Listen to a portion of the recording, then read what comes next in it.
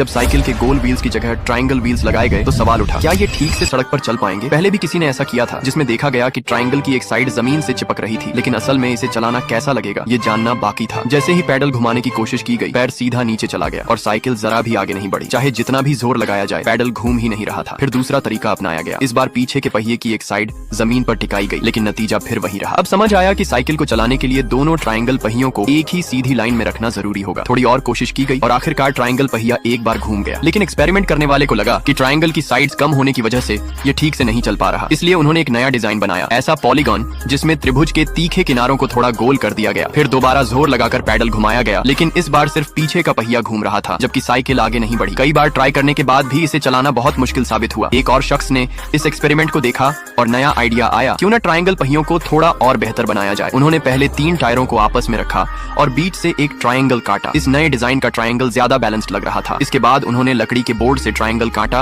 और तीनों किनारों पर टायर जोड़ दिए। यही प्रक्रिया दोबारा अपनाकर दूसरा पहिया भी तैयार किया गया। अब बारी थी एक खास स्लाइडिंग ट्रैक बनाने की, जिसे पहियों के ऊपर लगाया गया। सबसे दिलचस्प बात यह थी कि पीछे का पहिया साइकिल के फ्रेम से जुड़ा नहीं था, इसलिए जब साइकिल चलती तो पूरा फ्रेम भी हल्का हल्का हिलता। ऊपर के स्लाइडिंग ट्रैक ने इस सवारी को और भी ज्यादा बैलेंस्ड बना दिया।